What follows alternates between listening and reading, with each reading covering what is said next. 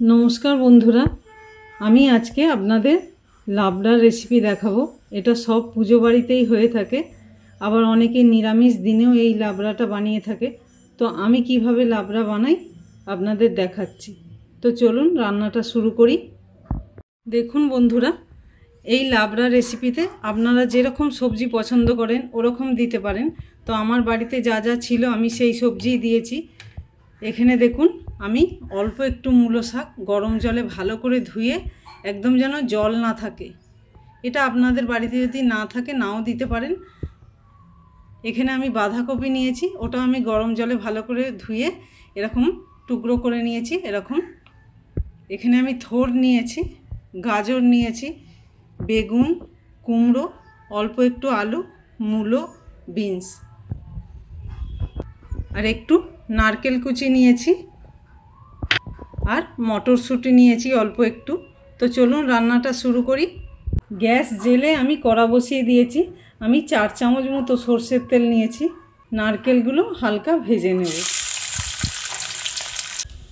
দেখুন, নারকেলগুলো ভাজা হয়ে গেছে, আমি তুলে নেব। লাল করে একদম ভাজবেন না। এবার আমি ফোড়ন দেব। এখানে দেখুন, একটা কাঁচা লঙ্কা চিড়ে নিয়েছি, দুটো শুকনো লঙ্কা নিয়েছি, আর দুটো তেজপাতা নিয়েছি, ওটা আমি ফোড়নে দিয়ে দেব। প্রথমে আমি আলুগুলো দিয়ে দেব। আলুগুলো হালকা ভেজে নেব, একটু একদম হালকা। থোড়গুলো দিয়ে দেব।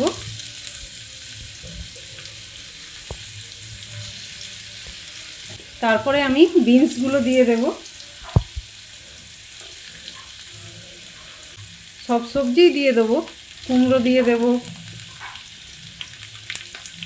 বেগুন দিয়ে দেব, মূলো দিয়ে দেব। এবার হালকা একটু ভেজে নেব।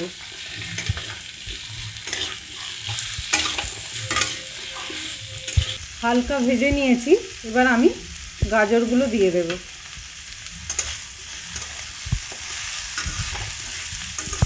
অল্প একটু নুন দিয়ে দেব। নুন দেওয়ার পরে 2 মিনিটের জন্য ঢাকা দিয়ে দেব। 2 মিনিট হয়ে গেছে, আমি ঢাকাটা খুলে নেব।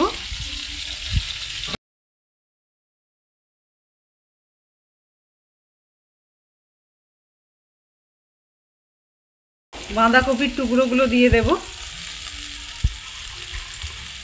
মূলো শাকটা দিয়ে দেব। আবার বলছি বন্ধুরা, আপনাদের বাড়িতে যদি মূলো শাক না থাকে আপনারা দেবেন না। এটা আমার বাড়িতে ছিল বলে আমি দিয়ে দিচ্ছি।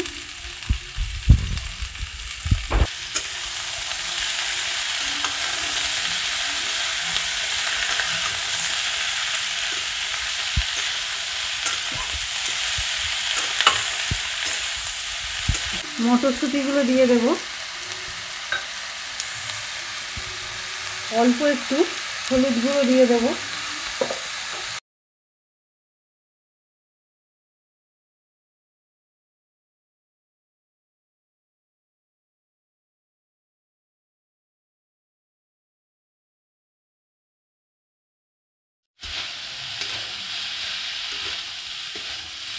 সবজিগুলো ভাজা হয়ে গেছে। আমি কোনো সবজিই কিন্তু খুব লাল করে ভাজিনি, হালকা লাল করে ভেজেছি।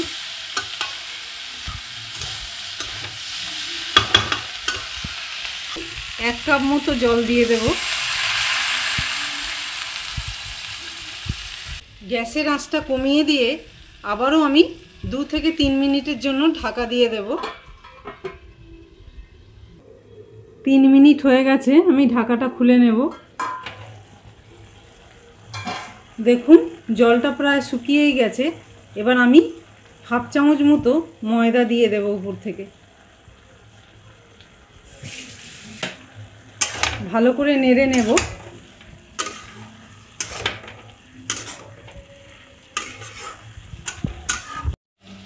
এই অবস্থায় গ্যাসের আঁচটা আমি বন্ধ করে দেব। আমি আবারও গ্যাস জেলে একটা কড়া বসিয়ে দিয়েছি, আর 2 চামচ মতো সর্ষের তেল নিয়েছি, আর 1 চামচ আমি ঘি নিয়েছি। আপনারা চাইলে পুরো রান্নাটা ঘিয়েও করতে পারেন। এবার আমি অল্প একটু 5 ফোড়ন দিয়ে দেব। এখানে হাফ চামচ মতো আদা গ্রেট করে রেখেছি, ওটাও দিয়ে দেব। অল্প একটু হিং দিয়ে দেব। আদাটা একটু ভেজে নেব হালকা। এখানে দেখুন বন্ধুরা, আমি ভাজা মশলা বানিয়েছি। গোটা জিরে, ধনে আর এলাচ, দালচিনি দিয়ে আমি ভাজা মশলা বানিয়ে রাখি, ওটারই হাফ চামচ আমি এতে দিয়ে দেব। আর হাফ চামচ মতো সর্ষে বেটে রেখেছি। সর্ষেটা বন্ধুরা নুন আর চিনি দিয়ে বাটবেন, তাহলে তেঁতো হবে না। এই হাফ চামচ সর্ষে বাটাটাও আমি দিয়ে দেব। ছোট চামচের 1 চামচ কাশ্মীরি লঙ্কার গুঁড়ো, ওটা দিয়ে দেব। আর এই যে নারকেল ভেজে রেখেছিলাম, ওটাও দিয়ে দেব।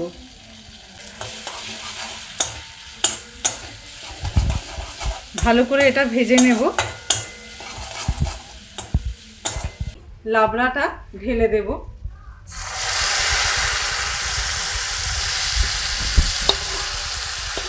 ভালো করে মিশিয়ে নেব।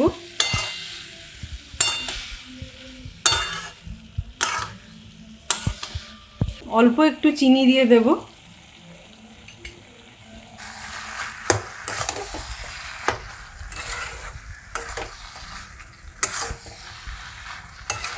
খুন্তি দিয়ে একটু ঘেঁটে ঘেঁটে দেবেন।